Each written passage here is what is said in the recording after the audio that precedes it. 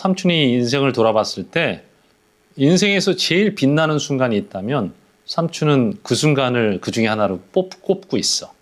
왜냐하면 그 경험을 통해서 존윤, 너 의외로 꽤 괜찮은 사람이다. 너 되게 의외로 멋진 사람이야. 라는 확신을 갖게 됐기 때문이야.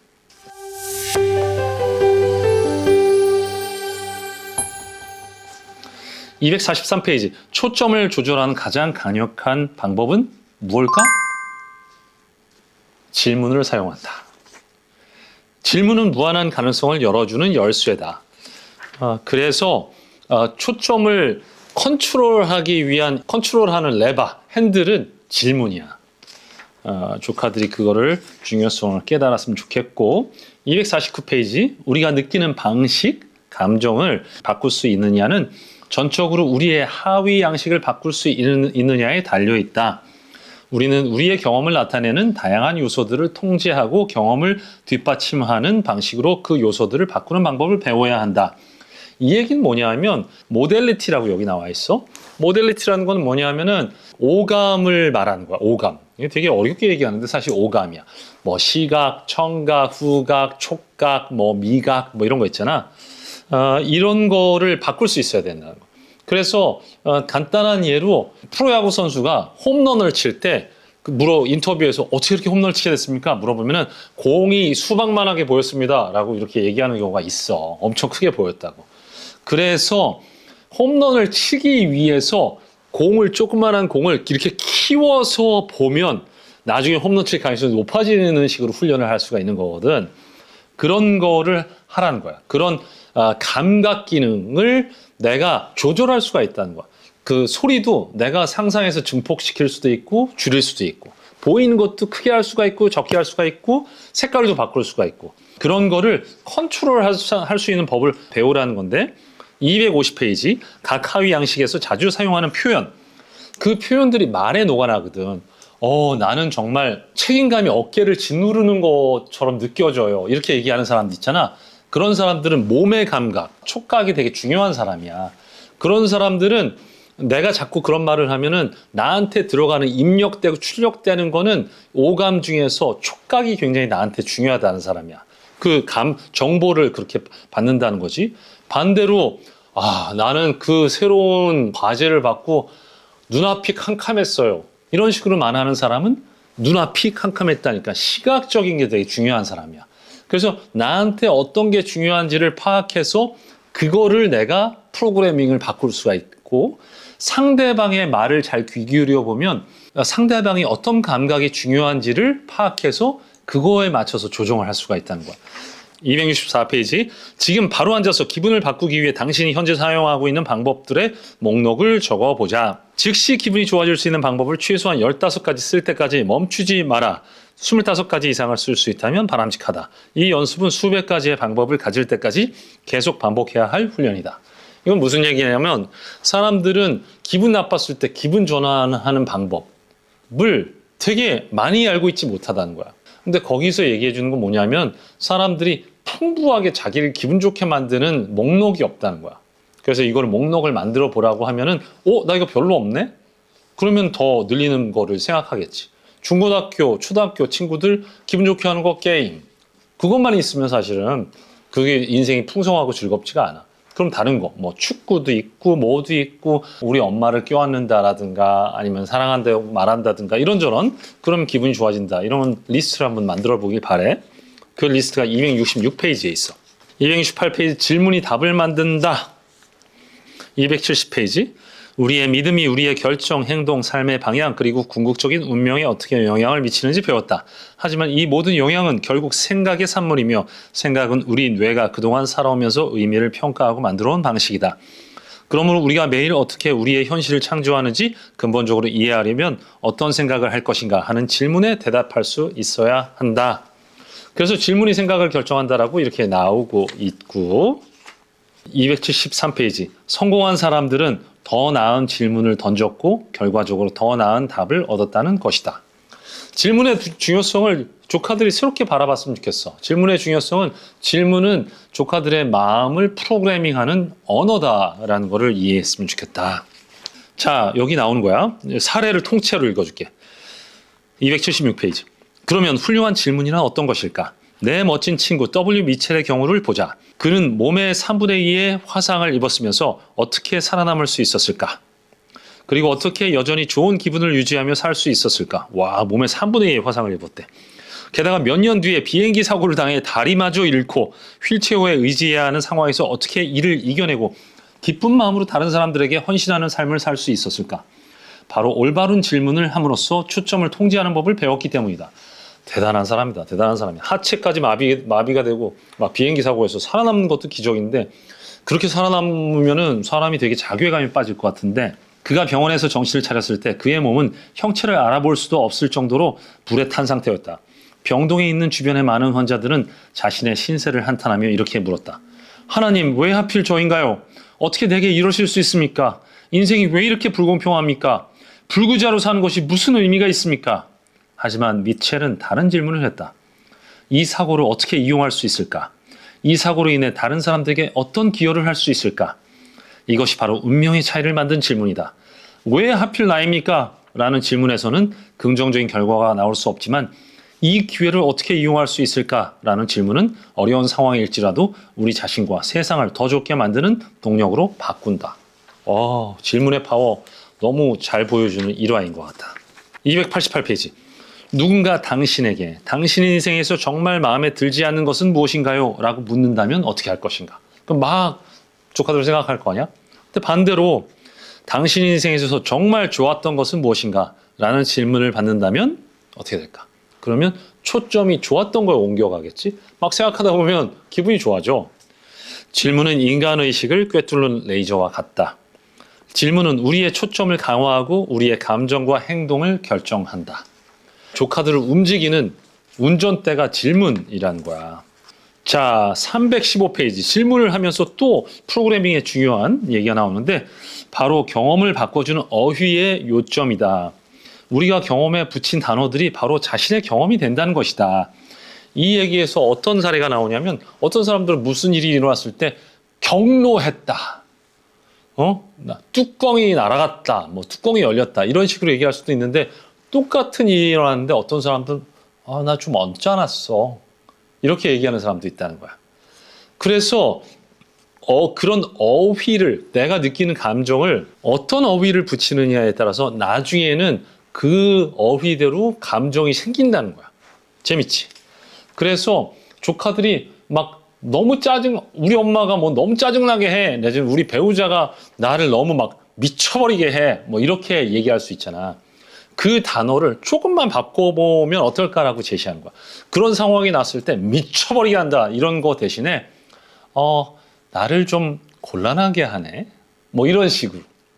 그렇게 바꾼다면 경험 자체가 바뀐다는 사례를 보여주는 거야. 쭉 다시 한번 읽어보면 조카들의 경험이 바뀌게 될 거야. 325페이지. 당신이 사용하고 있는 일련의 단어들이 당신을 무기력하게 만들고 있다면 지금 당장 그 단어들을 없애고 당신에게 힘을 넣어주는 단어로 대체하라. 그래서 단어들을 조카들이 많이 쓰는 단어들을 쭉 써보라고 여기에 나와 있어. 그래서 조카들이 많이 쓰는 단어들을 쭉 써보고 그 다음에 그 대신 내가 더 행복한 삶을 살기 위해서는 어떤 단어로 대체할까? 써보는 연습해보면 좋을 것 같아. 그 다음에 비유라는 게 나오는데 그 비유를 내 삶은 시궁창 같아. 뭐 이런 식의 비유가 있다면 그 시궁창이란 비유를 내가 마음속에 갖고 있는 한 내 삶은 나아지지가 않아. 그러면 그 비유를 어떻게 바꿀까? 내 삶은 이런 작은 꽃도 피어 있고 다음에 되게 잡초도 있지만 되게 멋진 꽃도 있고 이런 나무들도 있고 이런 정말 아름다운 들판을 걸어가는 소풍 같아. 이런 식으로 비유를 바꾼다면 인생 자체가 바뀐다는 거지. 이 비유의 중요성에 대해서 여기에서는 쭉 얘기하고 있는데 너무 중요한 얘기라서 조카들 자세하게 읽어보길 바래. 그래서 점점 중반 이상으로 넘어가고 있는데 384페이지 383부터 시작할게. 당신이 바로 지금 느끼고 있는 감정은 당신에게 주는 선물이며 당신을 이끄는 안내 표지이며 당신을 지원하는 시스템이며 당신에게 어떤 행동을 하라는 요청임을 깨달아야 한다. 당신이 그런 감정을 억누르거나 당신의 삶에서 몰아내려고 하거나 반대로 너무 자라서 모든 것을 좌우하도록 내버려 둔다면 당신은 인생의 가장 소중한 자원 중 하나를 낭비한 것이다. 불안하다. 그럼 불안을 막 누르려고 막 억지로 뭘 한다거나 그러지 말라 얘기야. 불안이 주는 메시지가 있는데 그 불안이 주는 메시지는 뭘까? 그거는 너 할 게 있는데 안 하고 있는 거야. 지금 당장 그거 해. 라는 나를 도와주는 메시지를 품고 있다는 거야. 토니 로빈스 아저씨 얘기는. 그래서 그 신호들, 그 감정이라는 신호라는 거를 파악하고 그 신호를 받아들여서 대처를 하면 된다는 거야. 당신의 모든 감정의 근원은 바로 당신 자신이다. 당신이 바로 감정을 만들어내기 때문이다. 당신은 언제든 당신이 선택하기만 하면 원하는 감정을 느낄 수 있다. 기뻐하기 위해 어떤 상황이나 누군가를 기다릴 필요가 없다는 것이다. 당신의 기분이 좋아지기 위해 특별한 이유가 필요한 게 아니라는 말이다. 당신이 지금 살아있다는 이유만으로, 당신이 단지 원한다는 이유만으로 지금 당장 기분 좋아지기를 마음먹을 수 있다. 이런 거 그냥 바로 기분 좋아질 수가 있어. 어떻게 기분 좋아하냐.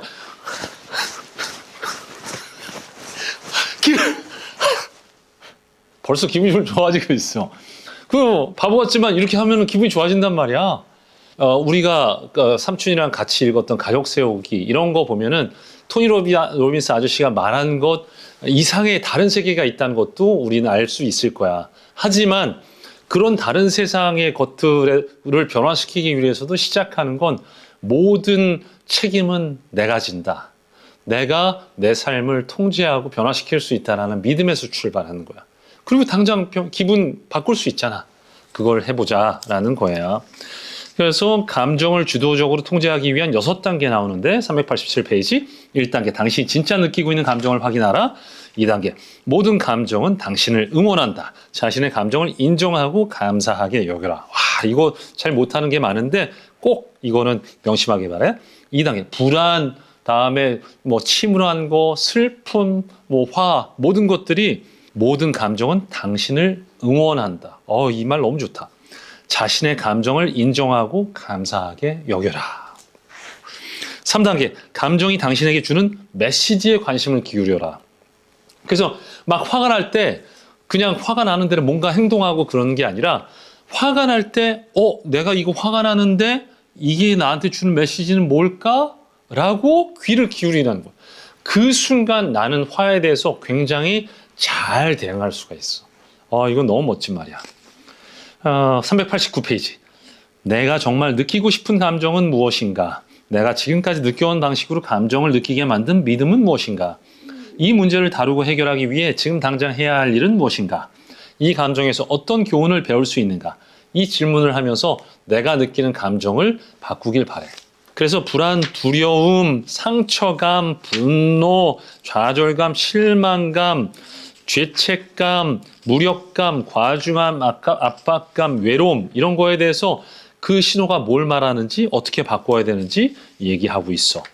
그래서 그거와 함께 이런 감정을 느끼면 너무 좋다라는 강력한 감정 1. 사랑과 온정 2. 감사하는 마음 3. 호기심 4. 흥분과 열정 5. 결단력 6. 유연성 7. 자신감 8. 쾌활함 9. 활력 10. 기여감 이런 것들을 되도록 더 많이 느끼도록 행동을 취하고 노력하라 라는 얘기였어.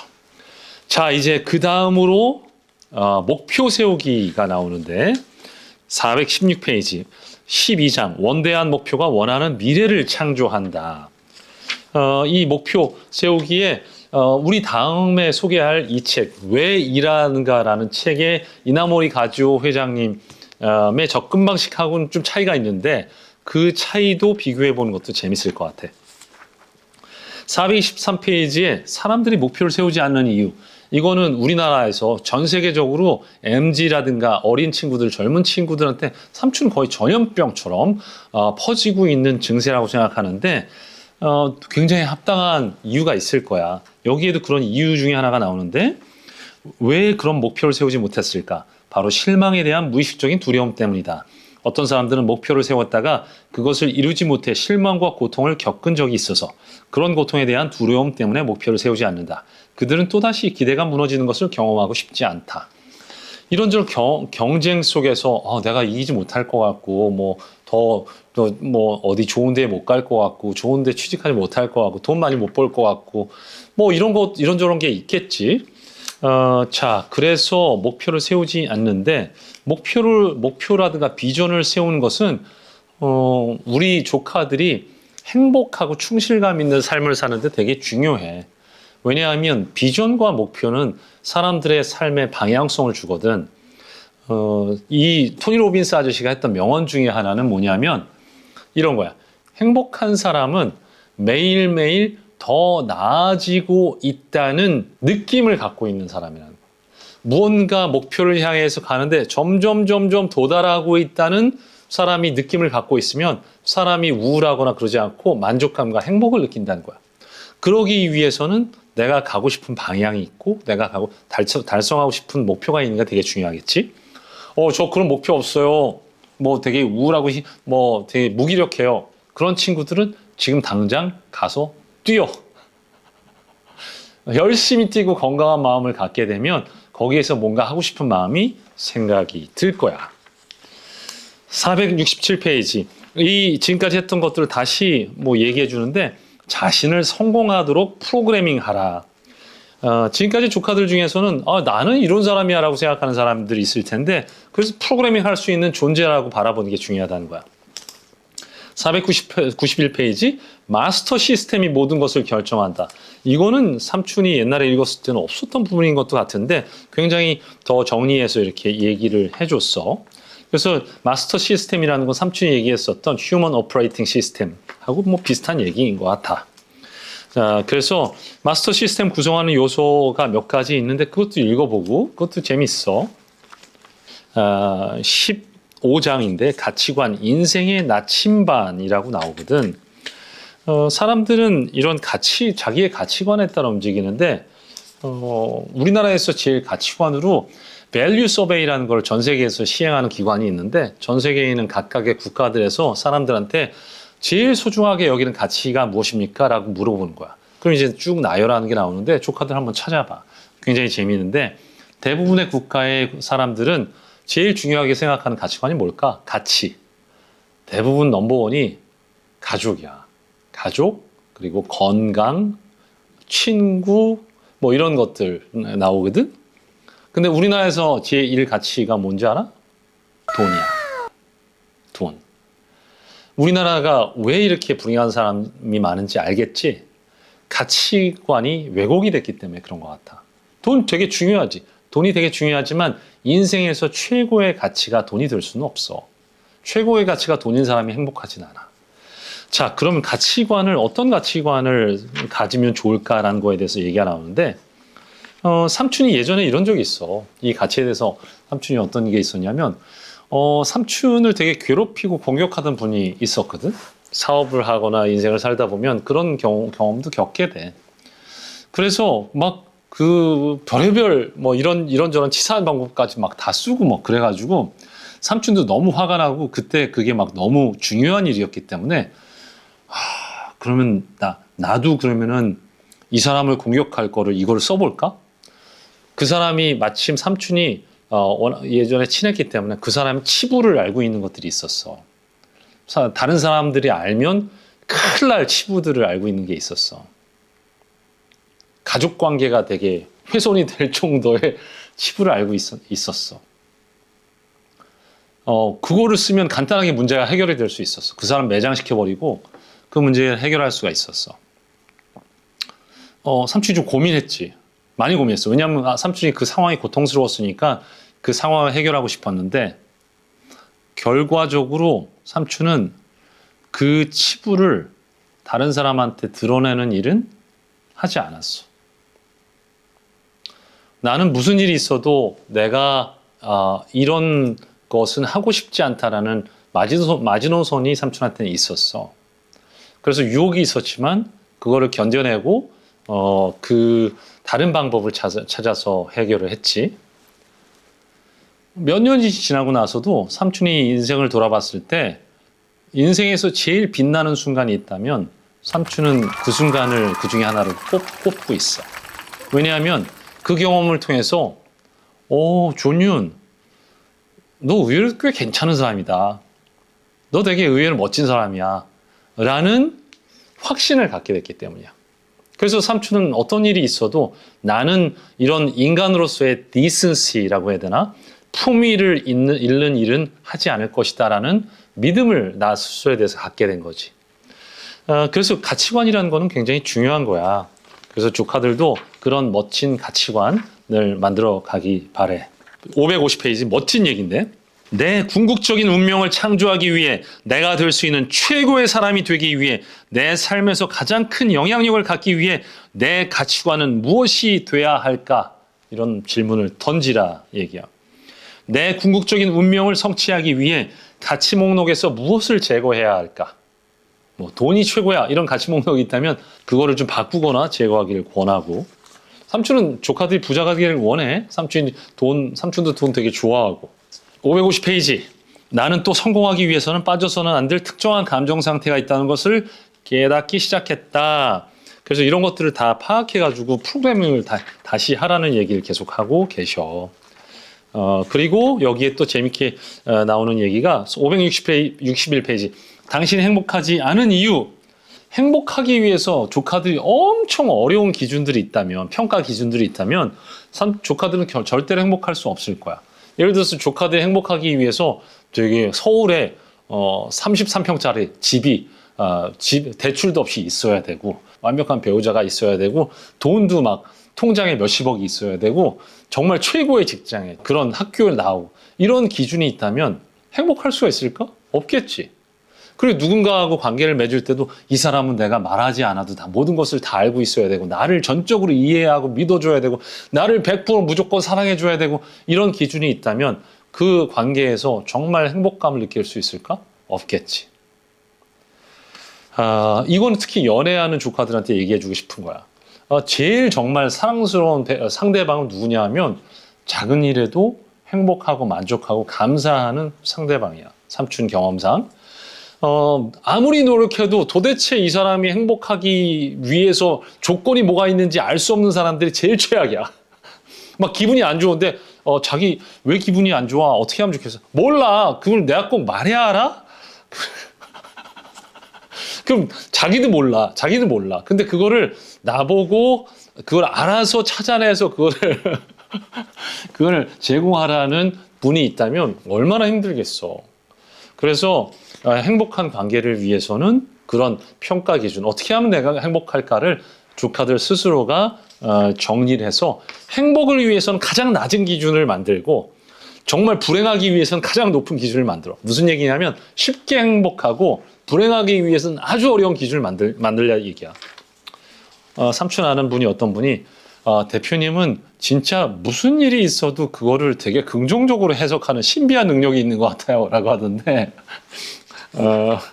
그래서 그 문제를, 그 기준을 그분한테도 적용하고 있지. 그분이 되게 삼촌한테 힘든 거를 만들어 주셨는데도, 그래도 그럼 뭔가 사연이 있겠지? 라고. 자, 그래서 규칙을 재조정하라 나오는데 598페이지. 우리 삶에는 뼈대를 이을 구조물이 필요하다. 그런데 어떤 사람들은 성공에 대한 명확한 규칙이 없다. 규칙은 우리가 부가가치를 창출할 특정 환경을 제공하는 뼈대와 같다.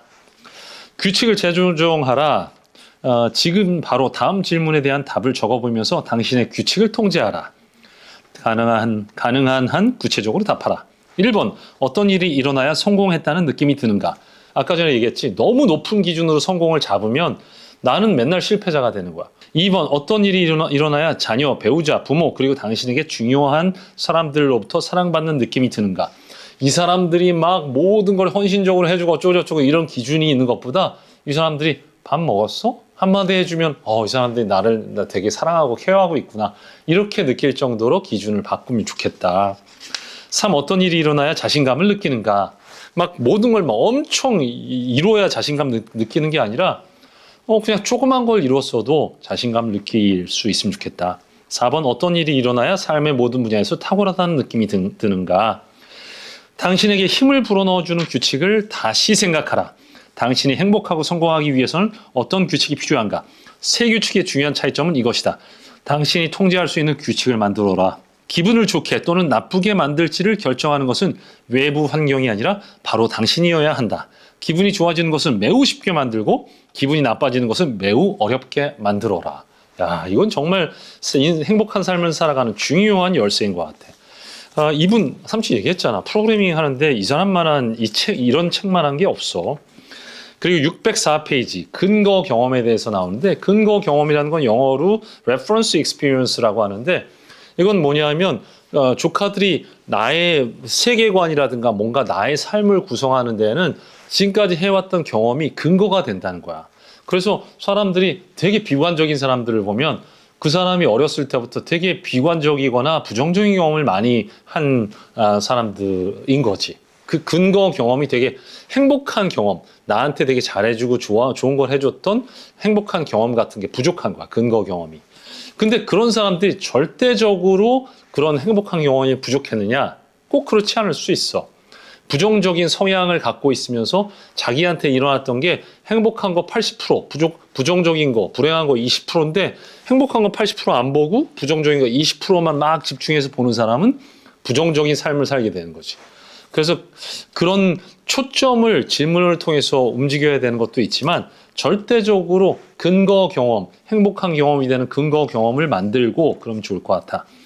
608페이지. 근거 경험이 많고 풍성할수록 잠재적 선택의 수준도 높아진다. 근거 경험이 많고 풍성하면 삶에서 일어나는 일의 의미와 그 상황에서 할 수 있는 일을 보다 효과적으로 평가할 수 있기 때문이다. 삼촌이 되게 제일 좋아하는 K-드라마 중에 또 나의 아저씨라는 드라마 있지? 거기에 이선균 배우가 자기 팀원이라고 생각하는 팀원인 사람들이 엄청 자기 뒷담화 깐 거를 이 아이유가 듣고 나서 꼬질러 준 거야.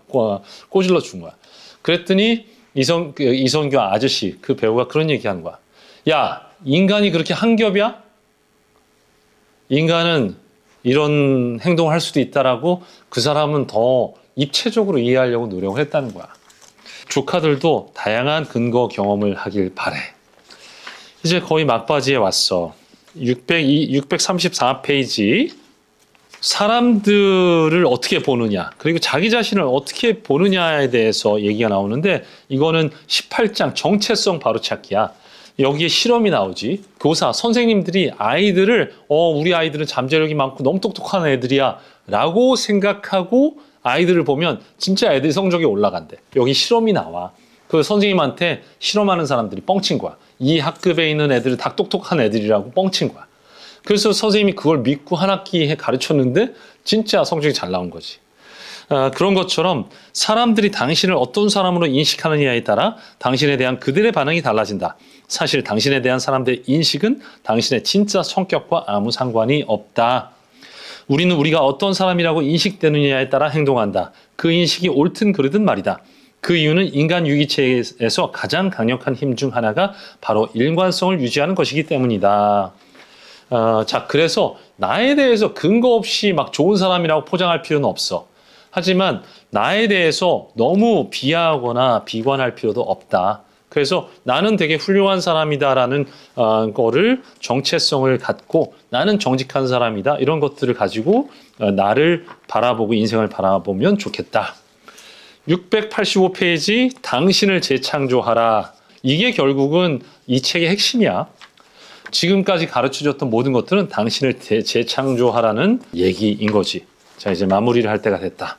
721페이지 존 우든이라고 미국의 유명한 농구 감독님이신데 이분이 갖고 있는 7가지 신조를 소개해 줬는데 여기에 삼촌 읽어줄게. 자기의 신조는 자신의 능력을 최대한 발휘하라인데 그러기 위해서 7가지가 있어. 1번 자신에게 충실하라. 2번 하루하루를 걸작으로 만들어라. 3번 다른 사람을 도와라. 4번 좋은 책에서 많이 배워라. 5번 우정을 훌륭한 예술로 만들어라. 6번 어려운 날을 대비하라. 7번 삶을 이끌어 달라고 기도하고 매일 받은 축복에 감사하라. 이런 신조가 조카들한테 어떤 신조가 있는지 모르겠네. 이런 멋진 신조들을 개발했으면 좋겠고 이 책의 마지막은 기여하는 삶, 공헌하는 삶을 살으라는 걸로 끝나. 자, 조카들 이제 마무리할 시간이야. 나는 어린 시절부터 우리가 사는 이유는 뭔가 특별한 것을 이루기 위한 것이며 각자의 내면 깊숙한 곳에는 특별한 재능이 있다는 믿음을 키워왔다. 나는 우리 모두의 안에는 잠자는 거인이 있다고 생각한다. 각자의 재능, 다시 말해 우리는 자신만의 천재성을 가지고 있으며 그 천재성은 당신이 깨워주기만을 기다리고 있다.